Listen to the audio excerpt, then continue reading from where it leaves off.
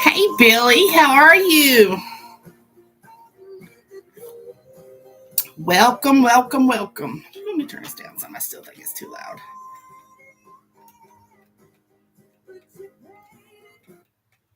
Oh, too far.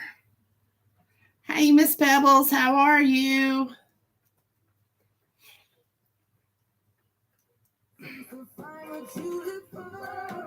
Trying to find that happy medium there.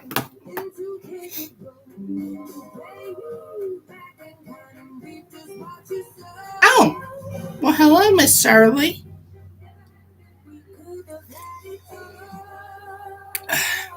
I'm better.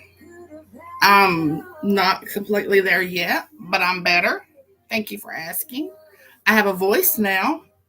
I still have a very ugly cough that goes with it, hence why I'm having the warm drink, which happens to be coffee with peppermint in it.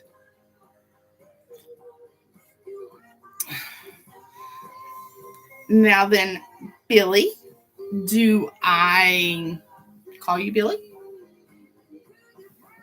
Just checking to make sure. Because I know you just messaged me. So, I don't know if it's a secret or not.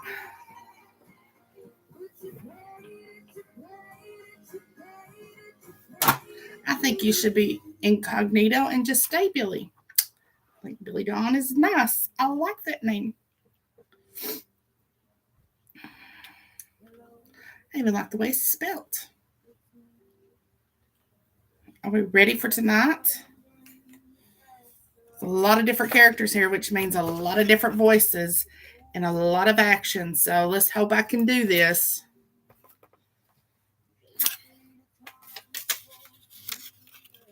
I like Billy.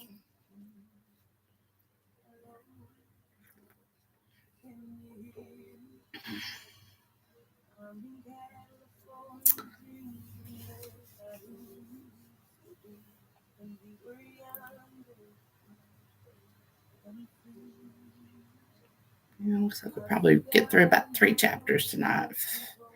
They're all about the size of the first one. Yeah, I hope it is too. I can still do my deep voices, though. I seem to be doing them a little better tonight.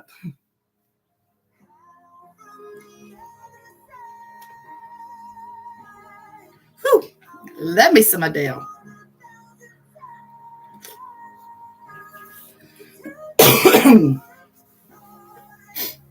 I even had to an older woman with a cough is not a good thing, because if you're not prepared, you tend to go through a lot of bridges. And I've not had to be prepared for a while, and I've gone through some bridges here lately. Well, where's my other girls? Okay, we got a third person on here. Who's my third person? If you are on here, and see if I can pull it up for you, show you how. Sometimes it works, sometimes it don't. My apologies if it doesn't. Okay. If you're on here and you see this, just tap on it. And just one time, or on my phone at least, it's one time. Hey, Vincey. And you should see the chat group. So hopefully that helps. What is Nina asking if I'm okay?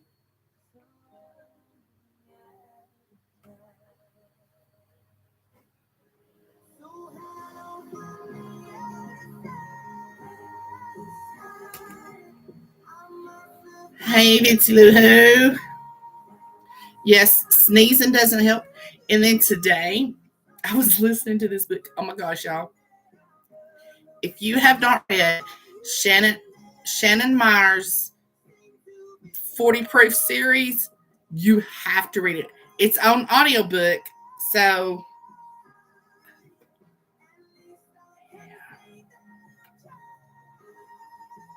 where are you? Vincy, your baby sister is acting cray. Pebbles, get her in line. So, oops. So, the book is about a 41-year-old woman, and some of us that have passed that age by a few years need to go back a little bit and think about it. Exactly, Miss Pebbles. And she's like, "Yeah, are you on?" Well, duh. Have you checked? Anyways, this book is so good, y'all. I've laughed. It's a magic book, and she talked. And I'm not trying to promote. Shana, I think is how. I had a friend in high school. As a matter of fact, she was in my wedding. Her name was Shana, and it's spelled Shana. So my apologies if I'm pronouncing it wrong. I'm not trying to overkill you here, but this book is hilarious for those older ladies like myself, or not older lady. Well, read the book and you'll find out. All right, tonight's book is I am fired up to read this, y'all, because we all know how I like my magic books. Somebody get Liberty on here because she likes magic books. Tell her she's gonna like this one. It is Of Shadow and Ember by Shana Vernon. Or if it's Shana Vernon, I apologize. That's the thing. I don't ever know how to pronounce stuff. And this is gonna have some names in it, y'all. It's gonna be fun for me to pronounce too. So, Miss Vernon, my apologies. Hopefully, I won't butcher anything up too much. Yes, she is cray.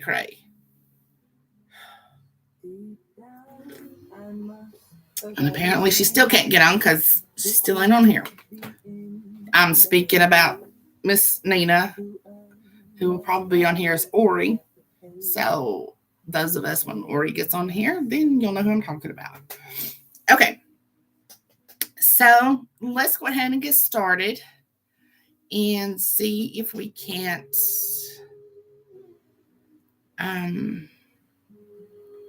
get going here. And don't worry about Miss Shirley. I've talked to Miss Shirley and she's been handled. So she's in the clear. She has an excuse for not being on here tonight. Whew. I got myself over here on my phone and that's not good. You guys know I hate watching myself. Okay. So, my apologies if there's some grossness going on here. I'm doing my best to here. Okay. There she is. Hey, bitch. We got us a magic book going on here. You got to check that cover out. It is great. All right. So, let's get this party on the road. Prologue. The Beast. I raised my head as fangs. Oops, I gotta get rid of it. All right, y'all. Don't be talking about me. Talk about Nina, don't talk about me. Unless it's good, of course, Like, hey, sexy. That's me. Prologue. The Beast. I raised my head as fangs descended from my gums, bared and ready to rip through flesh. The princess grinned at something the boy said. Her head tipped back in laughter before she threaded her fingers through his hair.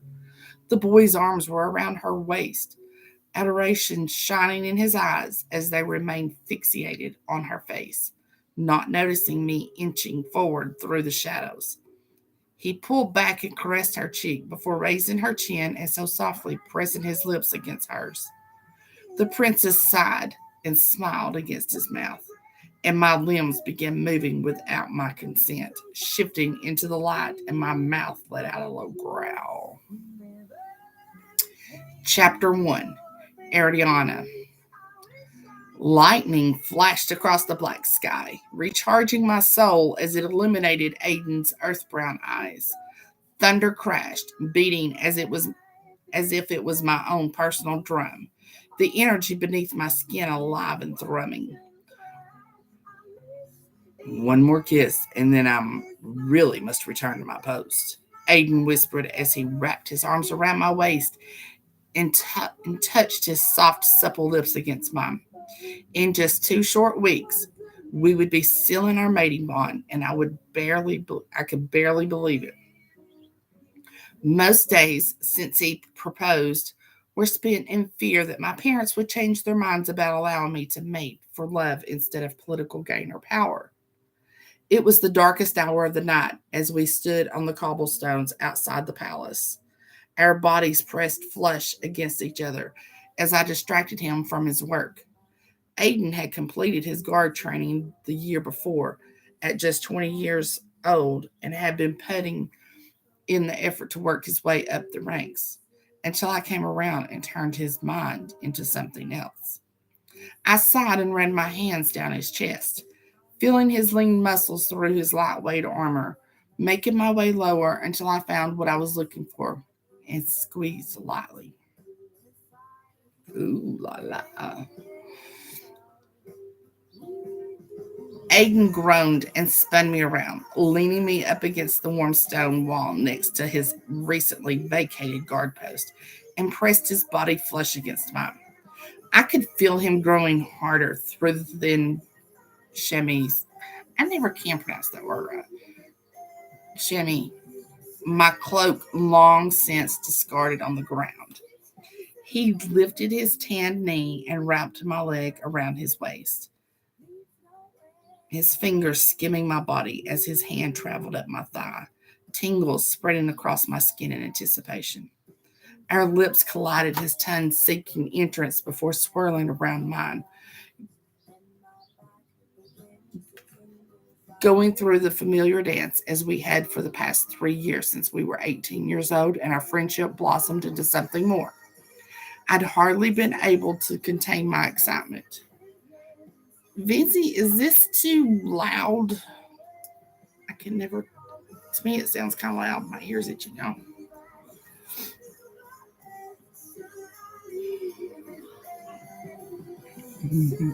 Apparently, it's gonna get steamed up, huh?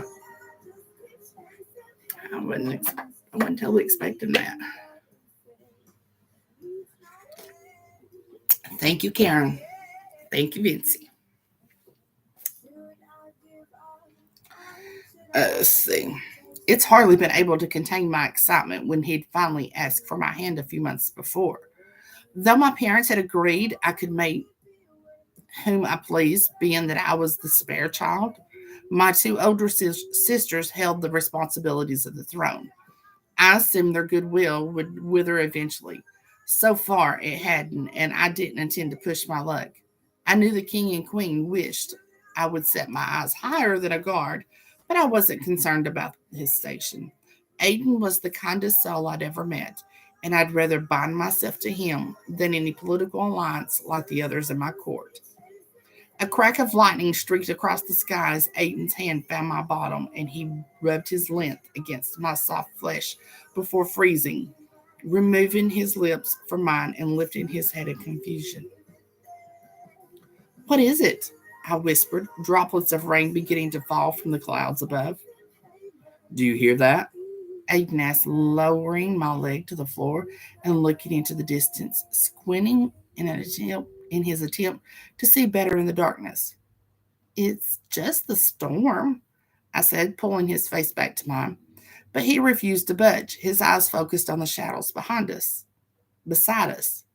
Listen, he urged, his brown curls already damp and beginning to plaster to his forehead. What do you hear? I strained my pointed ears and heard faint growling, followed by the sound of claws scratching against stone. It's probably some sort of animal, I said, the torches extinguishing from the rain, making it even more difficult to see. Aiden picked up my cloak and tossed it to me, pulling out a sword from the sheath on his waist as I wrapped the fabric around my shoulders. I have a woodpecker on my porch. Right out there. I don't know if you guys can, you probably can't hear it. It's not quite loud enough. Something doesn't feel right about this. Go back to the palace and I'll check it out, he said as he took a step forward. I snorted. Don't be ridiculous. You know I'm not going anywhere, so just hand over a dagger. He shook his head in exasperation and pulled out the bronze dagger with its jeweled hilt that I'd bought for him his last birthday. I loved knowing he carried around something for me wherever he went. The women of Calamia were trained in combat alongside the men, so Aiden knew not to argue when I said I was staying. Of the two of us, I was the better fighter, though he didn't know the full extent of my training. Almost no one did. I was the sentinel. The sword of Calamia meant to investigate. The sword of Calamia meant to investigate and dispatch any threats to the throne. As the third child of the crown, I was unlikely to become queen, so I'd been given extra lessons in secret in order to prepare me to take up the mantle. I'd only begun my duties last year. Nobody outside of my family had knowledge of my real position. Once I proved myself as sentinel, I would be permitted to unveil myself and take over Calamia's armies, though that wouldn't happen for many years. Not that it didn't stop me from daydreaming about that eventual day. There was no greater honor for me than leading our armies. The scratching picked up again, claws clacking against the stone walkway which wrapped around the palace, the noise breaking only for the clasp of thunder. Aiden took off, not in the direction of the palace, but toward the strange sounds. I hurried along the path to catch up with him, just as a growl pierced the air. My back stiffened, a chill running down my spine. I fought the instinct to pull Aiden back because I knew that would only distract him, so I adjusted my grip on the dagger and kept my body erect and ready. I could just make out a blurry shape through the blackness before a streak of lightning erupted, tossing a ray of light over the space before us, both of us letting out simultaneous gasp. In all my years exploring the deserts of Calamia, I'd never come across a beast such as the one that stood before us. Thick black fur coated its enormous body. I did not turn that down that low, y'all.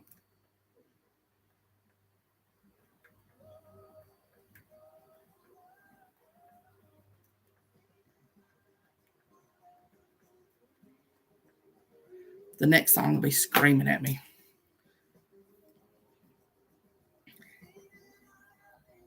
Thick black fur coated its enormous body, rippling muscles showing through, giving no doubt to its power. And there I stood, nearly nude, rain disrupting my vision, without armor or a proper weapon. I couldn't even rely on my power without a trigger, and definitely not during a storm. It was my father who could control lightning, but he was likely fast asleep, the storms giving him the same peace they provided me. The High Fae of Calamia were able to wield the hotter elements to some extent, but we all need triggers to activate them. I had twin metal greaves for my arms that I clashed together to create sparks that allowed my control over flames. But they were back in my rooms, too far away to be of use.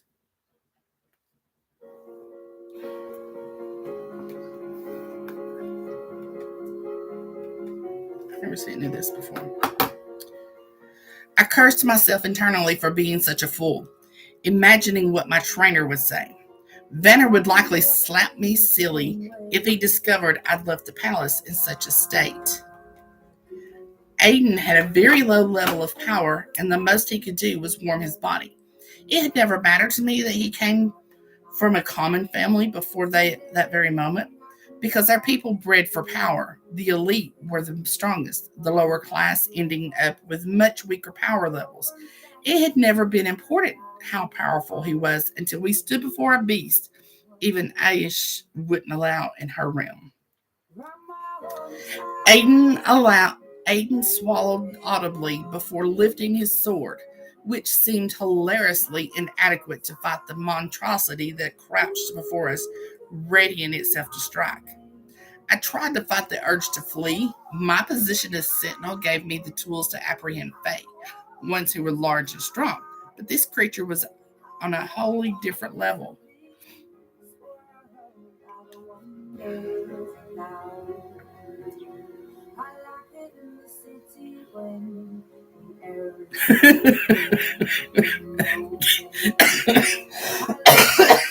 Karen, you're hilarious.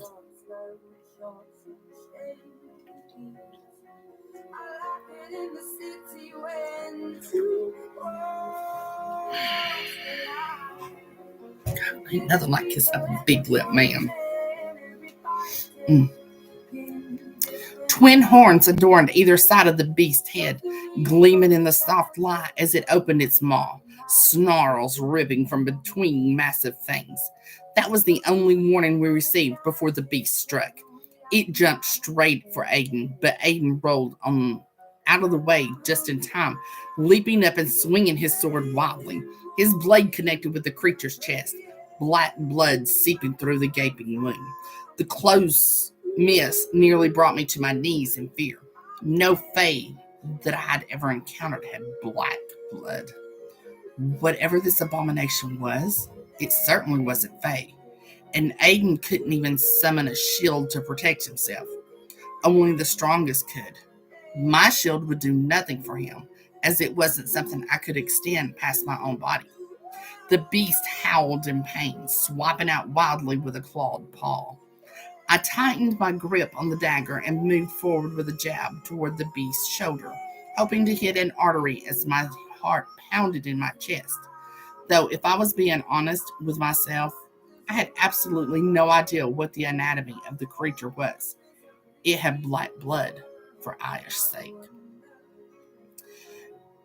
The beast noticed at the last moment, ducking out of the way as my blade soared right by, missing him by a hair's breadth. I cursed and fixed my stance, wishing I had something bigger than the dagger, but trying to keep its attention on me instead of Aiden. The graceful way the beast swerved around and deflected our weapons made me wonder how advanced its thought processes were. It was almost as if the creature could think in a strategic way. If I wasn't out of my mind in fear, I would be impressed with the beast's incredible fighting prowess. Aiden made contact, his sword slicing off the tip of one of its horns, black blood pouring from the hole in the horn and down its face, a putrid scent assaulting my nostrils. The beast stumbled, smacking into Aiden and shoving him to the ground as it blindly shook its large head, its maw opening wide.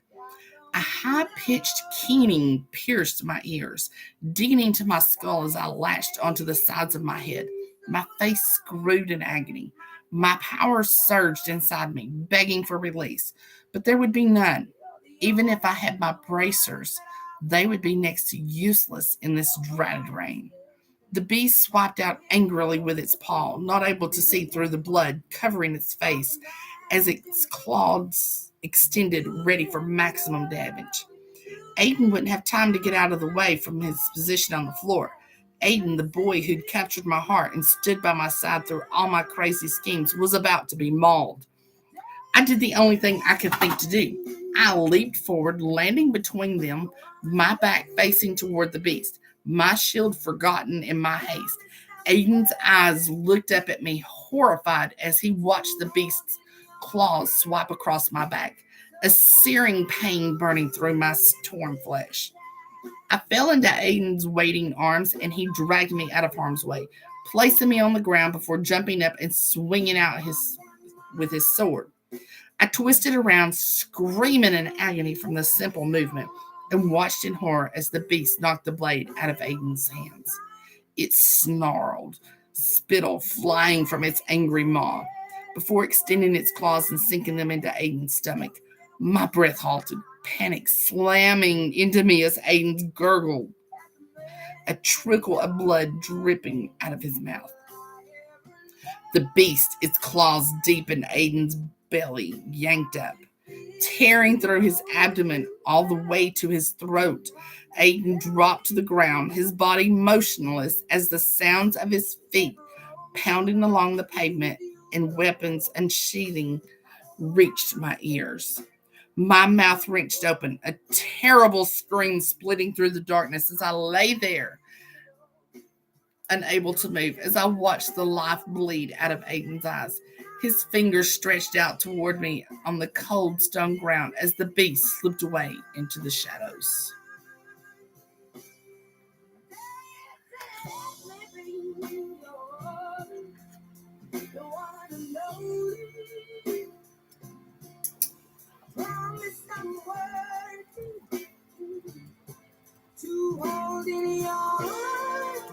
Well, Ori, aka Nina, it's about time you showed up.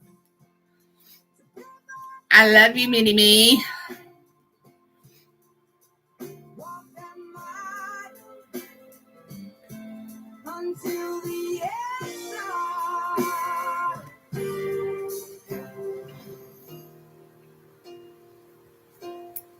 Of course, he practically hears me. He loves his nene. Yes, Karen, she was trying to save him. She was in love with this dude. Y'all ready for chapter 2? Let's go. This is good. Let's get it going. Chapter 2, Ariana. And I'm doing pretty good, y'all. Holding out. Now, if I got to change voices too much, we might have issues. So far, so good. Ariana, 1 year later.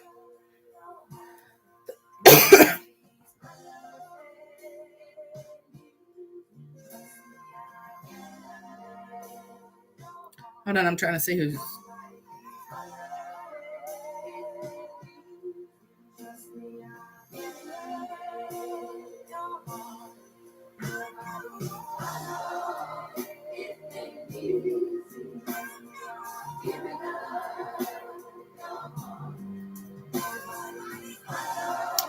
Okay. 1 year later. Ari. Or it's Ari. Ari, wake up. Ilio's voice pierced through my consciousness. All right, Adele. You gotta keep it down just a hair. I can't get much louder here, sister. Thank you.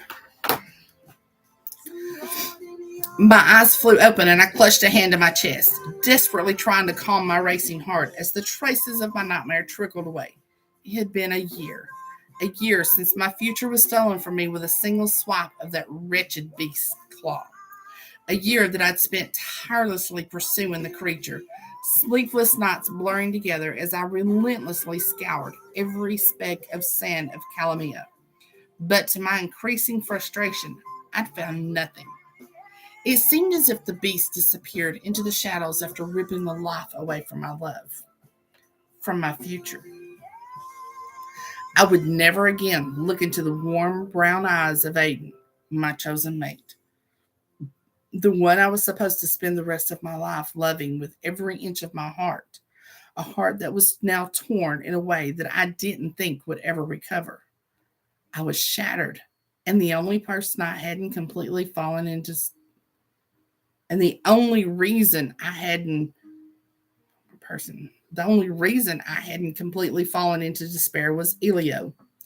2 months after Aiden's death, I'd been wallowing in self-pity at one of the seedier taverns, disguised, when I'd heard sounds of distress emanating through the back door. 3 Fae had someone pinned against the wall, laughing as they beat into the smaller male. Upon closer inspection, it was clear the Fae was young, somewhere still in his teen years. I was horrified.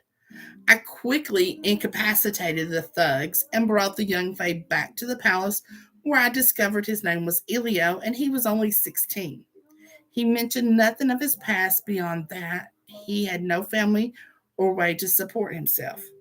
For reasons that were still unknown to me, I allowed him to stay and began training him as my protege. Though, right now, he was lucky he was too far away for me to throttle. Once my heart rate slowed back to normal and I saw that the sun was only beginning to ascend its ascent, I closed my eyes and fell back onto my bed. Didn't he know never to wake a female while she slept? I'd need to reinforce that rule, but later, after I got a few more hours rest.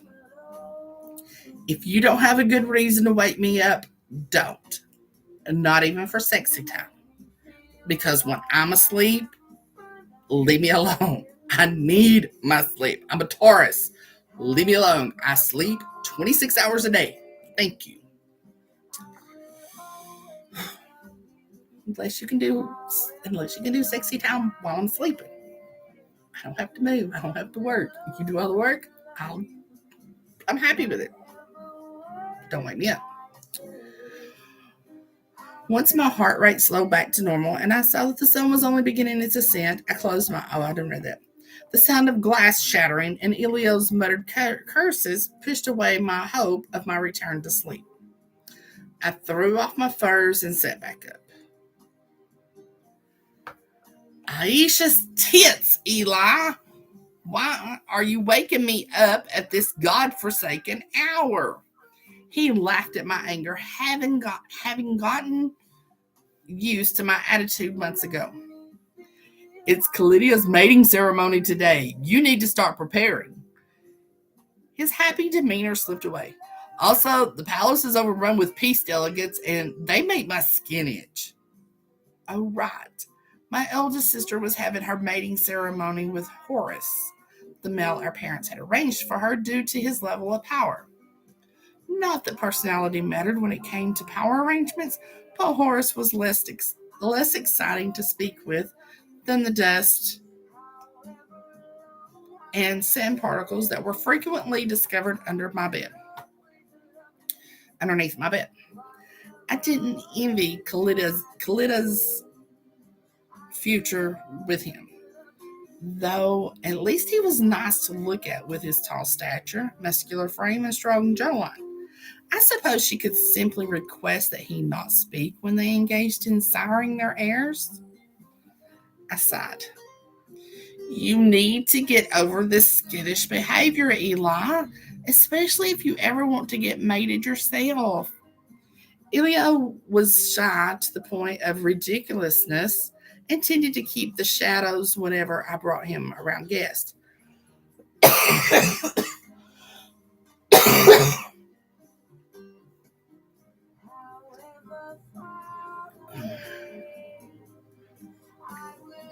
We got this.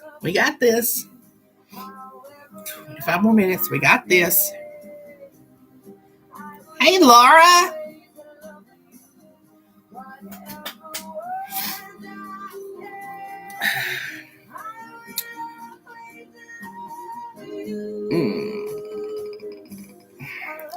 I was sure it had something to do with his history, but I wasn't about to pry. He would come to me when he was ready. He shrugged a shoulder that had only recently begun to build muscle and tossed me a sly grin as he held up the broken remains of a bottle. Have you been drinking again, Artie? Me? Drink? Never, I said with a wink and slipped out from beneath the covers of my rounded bed and walked to my armoire to take out my dress, hopping over a discarded sword on the carpet. My room was simple for a princess, nothing more than a bed, an oak desk for my correspondences, and my armoire. And of course, a plethora of, I love that word, of weapons strewn about the space at any given time. Elio immediately lowered his jade green eyes to the floor, a blush creeping up along his neck. His hands twisted together awkwardly as he remained somewhat hunched over. I looked down and realized why. I was completely nude. Chuckling, I pulled out the gown the dressmakers had dropped off the week before. How is it possible that you are from this kingdom and feel so strange seeing bare bodies? It's just flesh, Eli. Calamea was a very hot kingdom. Every day, Aish graced us with her blazing sun, so our people tended to prefer to wear as few garments as possible. Calamanians couldn't burn from the sun's rays. In fact, it rejuvenated most of us, but we all still sweat. I swapped my auburn waves, my southern out of this thing. Though they originated from the UK, Scots, Irish, right here. Gotcha. Not to mention I'm Appalachian, so Appalachian's full of Scottish. By the way, I found out I'm from royalty. Just throwing that out there. Scottish royalty. Not something I want to brag about after I read it. It's very lazy. Maybe I got that gene. Calamea was a very hot. Oh, wait a minute. I swapped my auburn hair waves over my shoulders and examined the gown. I'd been too inebriated when it was delivered to really notice it before. It was a dark green, the same shade as the leaves of the desert willow, the tree native to our lands. A deep V plunged all the way to my waist, where the material was held up by a thin golden sash. I smiled as I saw the twin slits on either side, trailing all the way up to my thighs. That would give easy access to my daggers. Needless to say, I was impressed. Hey, don't be laughing, Karen. Ooh. Just remember the other currents. British royalty is Scottish. Yeah, something like I don't know. Whatever.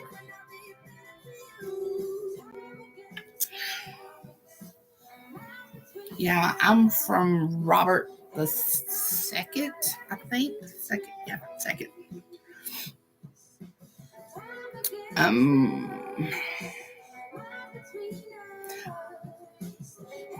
I've called for Mary. I'm gonna say Mary because I'm not sure. I called for Mary to prepare you a bath. Elio said over his shoulder, his front now firmly facing the other direction. Where once there had been thin, gangly limbs, were now lean, strong muscles. His confidence grew whenever he noticed his increased strength and speed. Each time he learned a new maneuver with a weapon was as if he'd been handed a priceless gift. It made me furious to ponder what reason would make him ecstatic about a typical part of Calamanian childhoods. A typical part of Calamanian childhoods.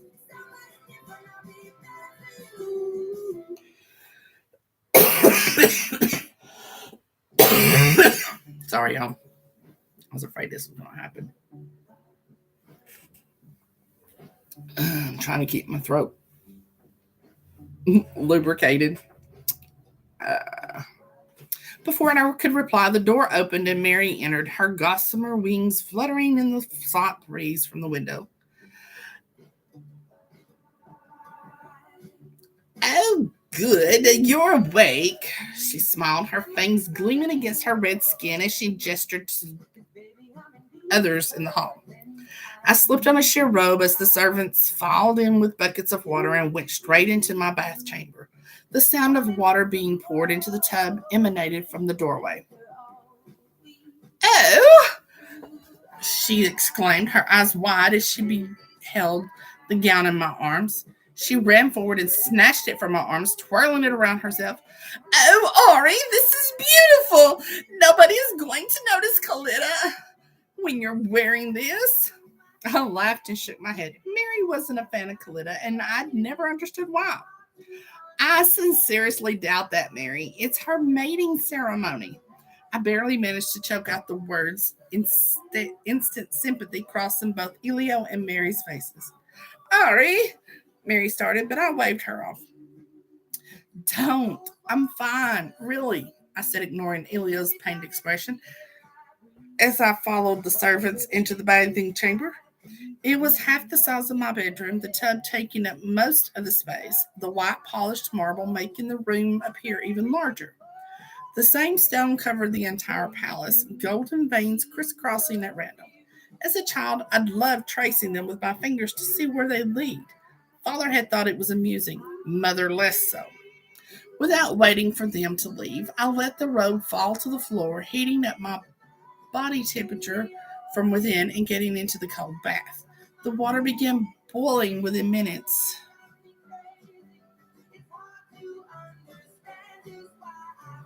Get off of my read. Microsoft decided to throw something in there.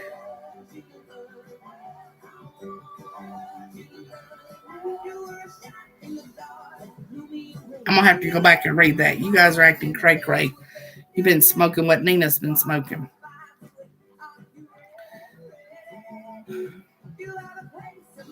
Changing my body temperature was one of the few things I didn't need a trigger to use my powers for. Though after that night, I made sure I would never be powerless again. I glanced down at the bracers on my arms, the ones I had permanently implanted the moment I'd healed from the attack. Now, there would never be a time I wouldn't be able to summon fire.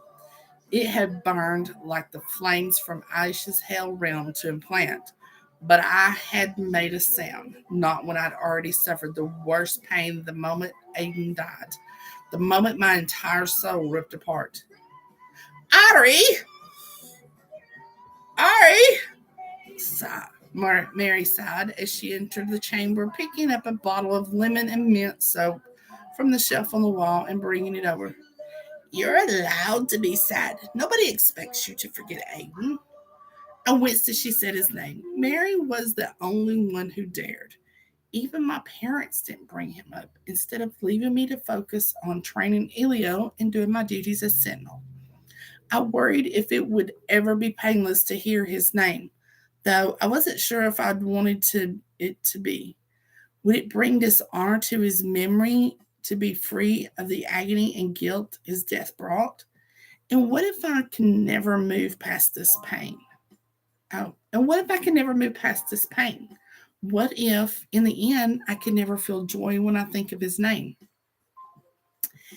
Then it is not the then it is not the end, she said, softly removing her fingers from my hair.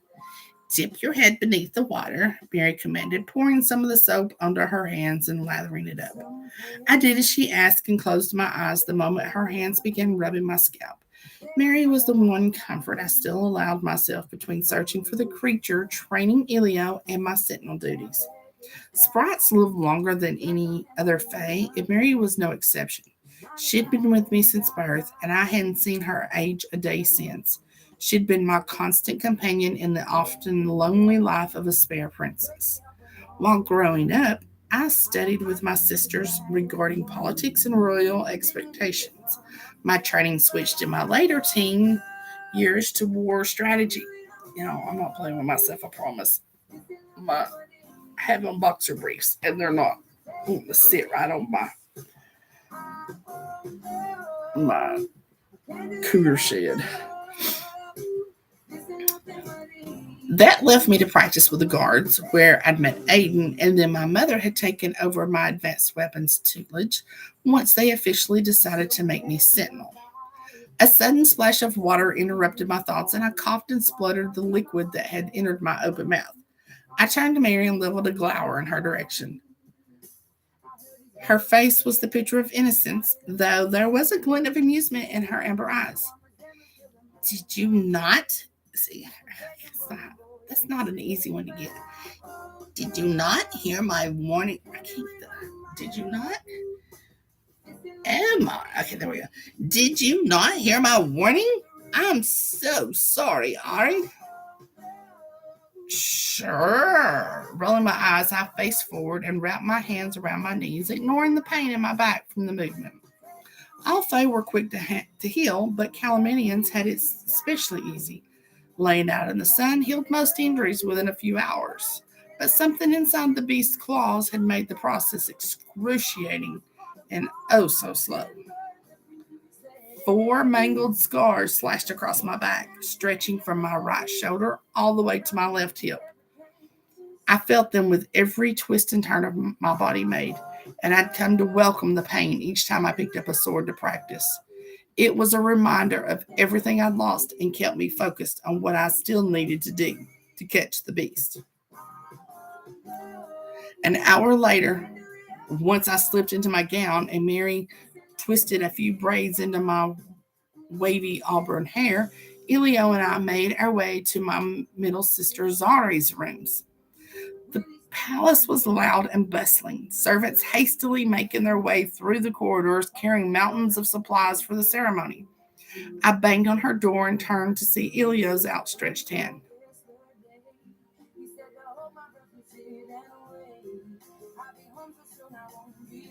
I bet you 5 silver coins Zari is still asleep, he said mischievously. Despite the fact that my sister was second in line for the throne, she was the laziest person I'd ever met. Our parents spoiled her rotten. I matched his grin and slapped his outstretched palm. I'll up that bet by another 2 coins and say that while she is still in bed, she's busy entertaining company.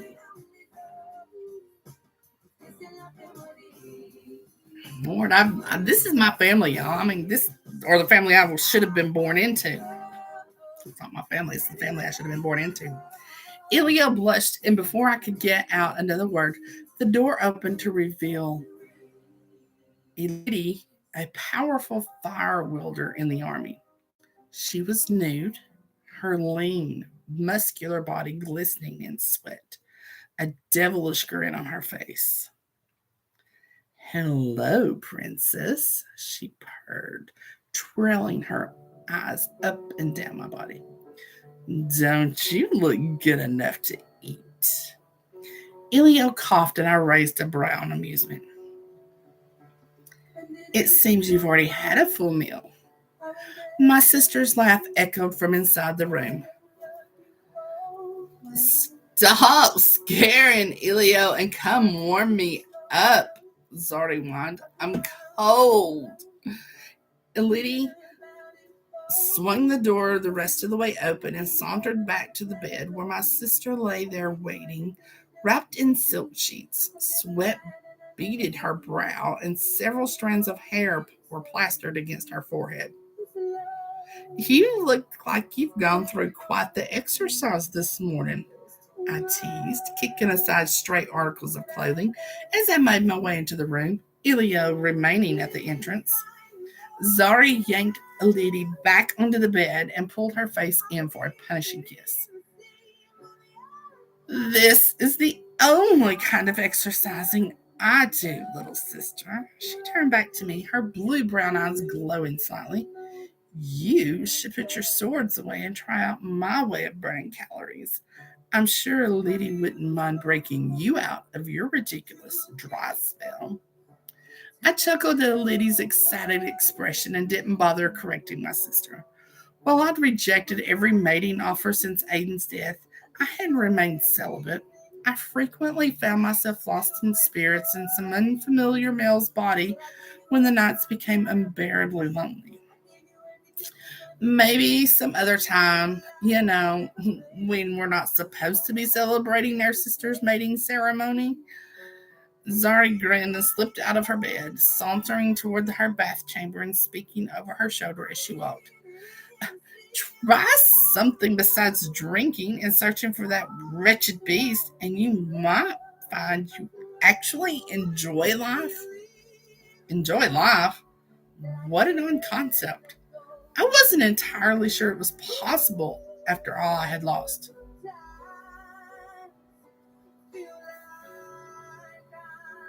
All right, y'all. That gets us through chapter 3. I'm Yeah, there's no way I can do chapter 3. It's too long. So I'm going to stop there while I still have a voice so I can go talk to Big Daddy.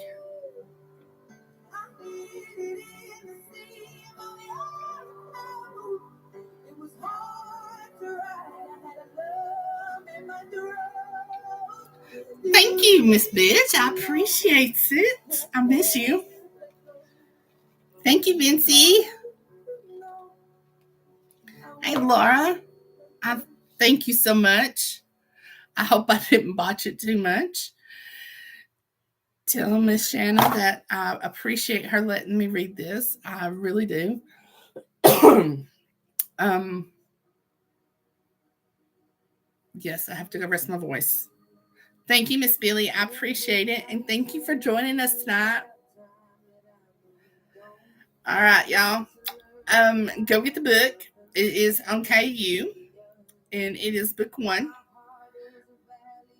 of Shadow and Ember by Miss Shana Vernon, Shana Vernon.